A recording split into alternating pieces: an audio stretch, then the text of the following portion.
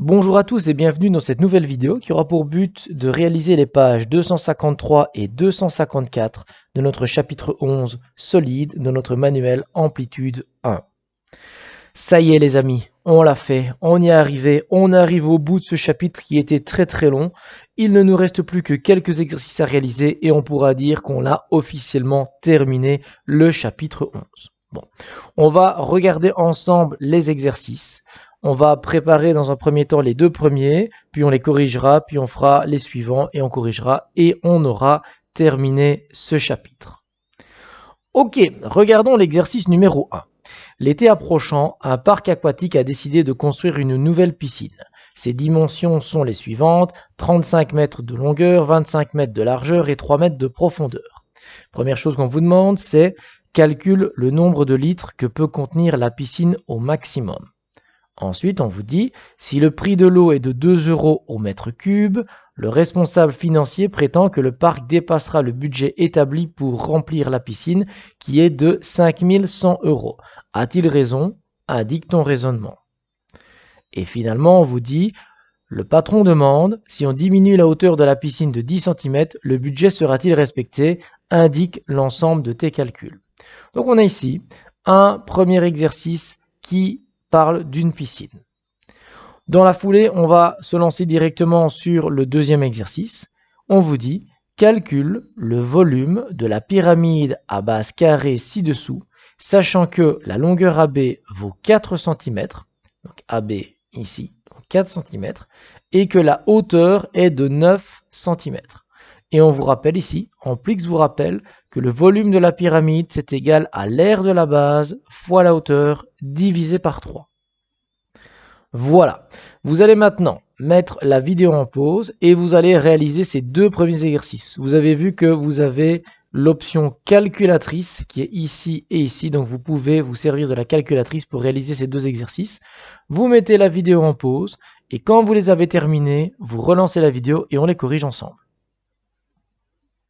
Ok, j'estime que vous avez terminé les exercices. Nous allons maintenant passer à leur correction. Donc, première chose à faire, c'est de calculer le volume de la piscine. Le volume de la piscine qui est un parallélépipède rectangle, c'est longueur fois largeur fois hauteur. La longueur ici, c'est 35 mètres. La largeur, c'est 25 mètres. Et la hauteur, c'est ce qu'on appelle ici la profondeur, c'est 3 mètres. Les trois dimensions sont données en mètres. Je peux donc les multiplier sans problème. Volume de la piscine, c'est 35 fois 25 fois 3, ce qui fait 2625 mètres cubes.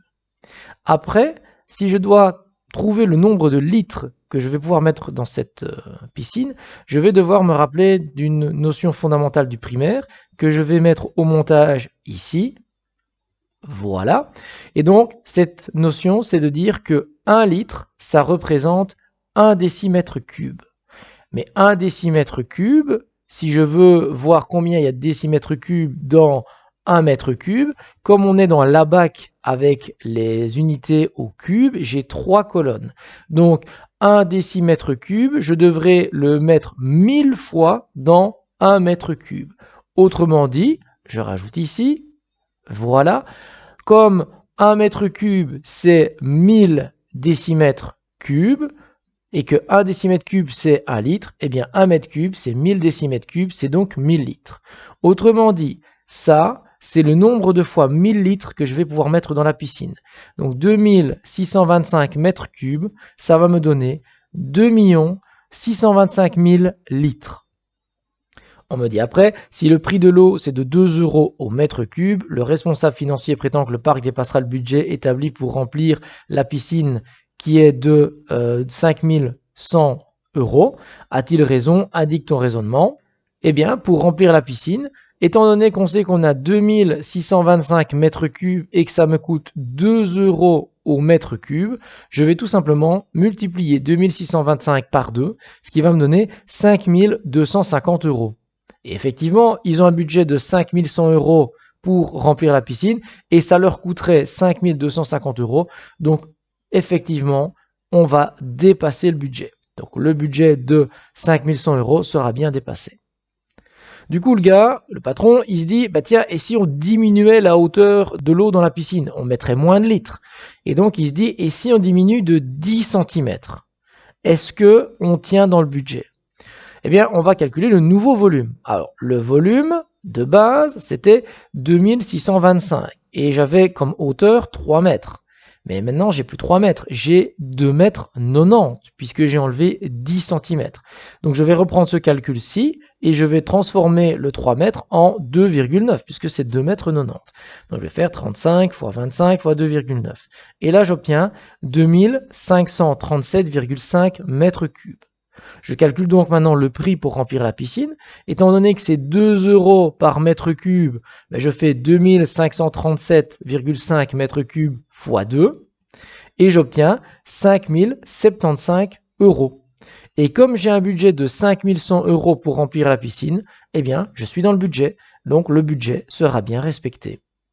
Dans un exercice comme ceci, il est important de bien noter avant vos calculs ce que vous calculez. Donc ici, on avait bien marqué le volume de la piscine. Ici, on a bien marqué prix pour remplir la piscine. Ici, on a marqué volume de la nouvelle piscine. Et ici, prix pour remplir la piscine. Il ne faut pas noter des calculs en vrac sans expliquer ce que vous faites. Ok, exercice suivant. Bien, Amplix me donnait la formule à appliquer. Donc, je dois faire l'aire de la base dans un premier temps. On me dit que c'est une pyramide à base carrée. Donc, l'aire d'un carré, c'est côté fois côté. Et comme le côté ici, AB, ça mesure 4, c'est donné dans l'énoncé, je vais faire 4 fois 4. Donc, je vais avoir 16. 16 cm², ça va être l'aire de la base carrée. Donc, je note bien, R de la base carrée, c'est égal à 4 fois 4, égal à 16 cm². Ensuite, pour faire le volume, je dois faire l'aire de la base, fois la hauteur qui vaut 9 ici, qui est ici. La hauteur, c'est FE. Et je divise tout ça par 3. Eh bien, je vais faire 16 fois 9, le tout divisé par 3, j'arrive à 48 cm3. Voilà, pas compliqué comme exercice. Passons maintenant aux exercices suivants. Alors, la première chose, on me dit, observe le prisme droit ci-dessous, dont les bases sont des parallélogrammes. D'accord? Et on vous dit, lis attentivement les propositions et coche la bonne réponse. Ça, je vous laisserai lire à votre aise et c'est un choix multiple qui va se baser sur ce dessin. Et vous allez préparer également l'exercice suivant. On me dit, une entreprise de boîtes de conserve aimerait utiliser un nouveau type d'emballage suite à de nombreuses plaintes. En effet, l'entreprise emballait 3 boîtes de conserve en les empilant, mais cela n'était pas pratique pour les ranger dans une armoire, car elles roulaient même posées sur le côté. Pour éviter de perdre des clients, les ingénieurs proposent un nouvel emballage. Autrement dit, ça, c'est l'ancien emballage. Ils mettaient les 3 boîtes de conserve qui sont en fait des cylindres les unes sur les autres, et l'emballage, vous voyez, c'était la partie bleue. Et maintenant, le nouvel emballage, c'est ils mettent les 3 boîtes de conserve qui sont toujours 3 cylindres, c'est les mêmes, 3 cylindres, un à côté de l'autre, et on fait un emballage ici, on voit ici représenté en bleu. On me dit, détermine la surface de plastique utilisée par le nouvel emballage pour chaque lot, arrondis ton résultat à l'unité. D'accord? Ensuite, on me dit, le nouvel emballage est-il plus rentable pour l'entreprise? Indique l'ensemble de ton raisonnement. Pour que l'emballage soit plus rentable, il faudrait qu'en fait je consomme moins de plastique. Parce que si je consomme moins de plastique, je devrais payer moins. Donc vous allez calculer tout simplement la surface. On va calculer la surface de plastique qui est utilisée ici en bleu pour faire l'emballage, donc pour recouvrir les 3 boîtes de conserve. Et vous allez calculer ici la surface en plastique qui est utilisée pour faire cet emballage. Voilà, vous allez mettre la vidéo maintenant en pause et quand vous avez terminé les 2 exercices, nous allons les corriger ensemble. Voilà, j'estime que vous avez terminé les 2 exercices. Passons maintenant à la correction. Donc, on me dit qu'on a un prisme droit dont les bases sont des parallélogrammes. Alors, première chose que je peux dire directement, si c'est un prisme droit, toutes ces surfaces latérales vont être des rectangles. Comme ceci, c'est un parallélogramme, c'est pas une surface latérale. Donc là, c'est un parallélogramme, c'est la face avant. Là, c'est un parallélogramme, c'est la face arrière. La face avant et la face arrière vont être les bases. Et toutes les autres faces, face de gauche, face du dessus, face de droite, face du dessous, ce sont les faces latérales, ce sont donc des rectangles. Donc je garde déjà ça en tête. On me dit, la hauteur du prisme vaut. Alors si je veux parler de la hauteur du prisme, je dois parler de la hauteur du segment qui relie les 2 bases. Étant donné que les 2 bases, c'est la face avant et la face arrière, eh bien la hauteur qui les relie, c'est une arête qui vient sur la profondeur. comme par exemple l'arête BF, ou l'arête CG, qui est la même longueur, ou l'arête DH, ou l'arête AE. Donc la hauteur du prisme, c'est bien 2 cm, la longueur de l'arête qui relie les deux bases. Son aire latérale vaut. Alors si je dois calculer l'aire latérale, je vais calculer l'aire des 4 rectangles qui constituent l'aire latérale. Alors le rectangle du dessus, c'est un rectangle qui fait 4 cm sur 2 cm. Et donc 4 fois 2, puisque l'aire d'un rectangle c'est longueur fois largeur, 4 fois 2 ça fait 8. Je suis donc à 8 cm² pour celui du dessous et 8 cm² pour celui du dessus. L'aire latérale, c'est aussi composé des deux rectangles qui sont à gauche et à droite. Celui de droite, c'est 2 fois 5.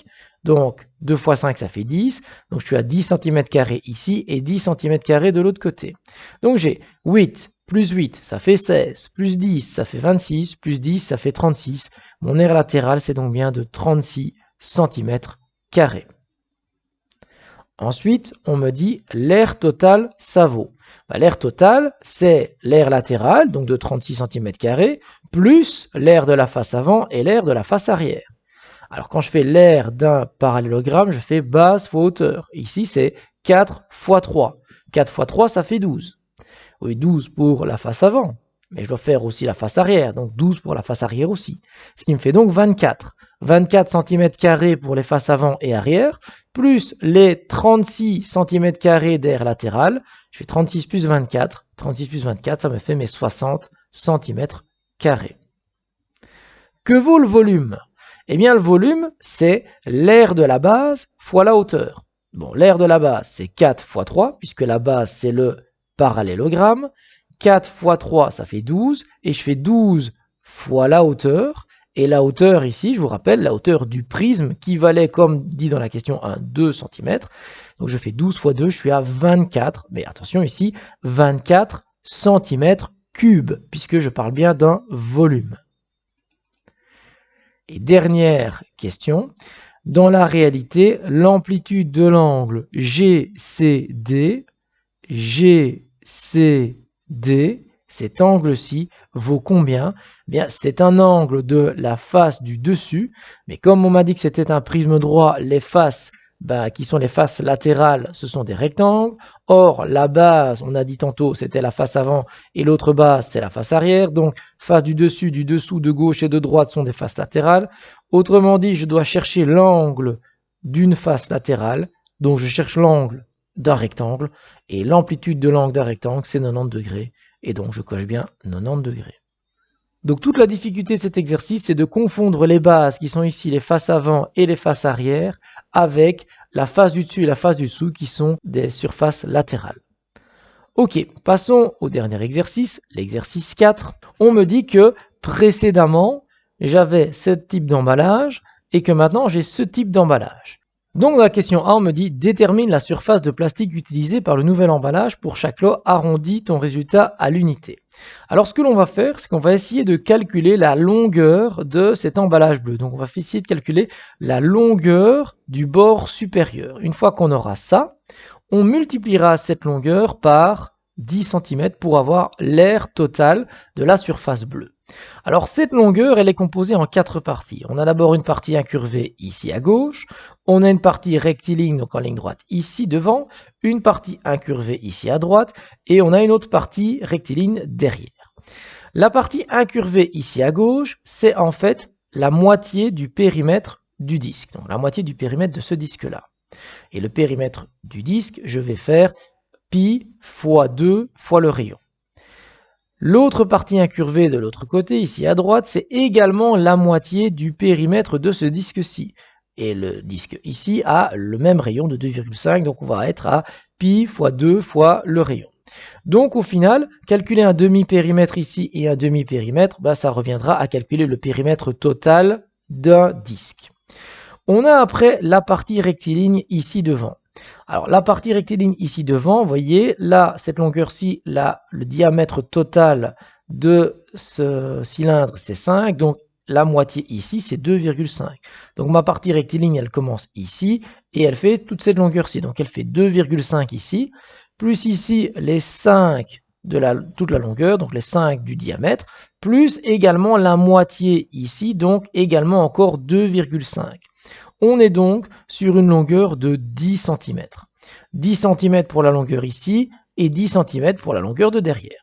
Donc, si je résume, la longueur du bord supérieur de l'emballage, c'est 4 fois 5, c'est pour les deux longueurs rectilignes, ça va me faire 20, plus 2 fois pi fois 2,5, donc 2 fois 3, 14 fois 2,5, c'est le périmètre du disque, hein, le périmètre ici, le demi-périmètre du côté gauche et le demi-périmètre du côté droit. Et ceci me donne un total de 35,71 cm. Bon, environ, hein, j'ai arrondi au niveau de la virgule.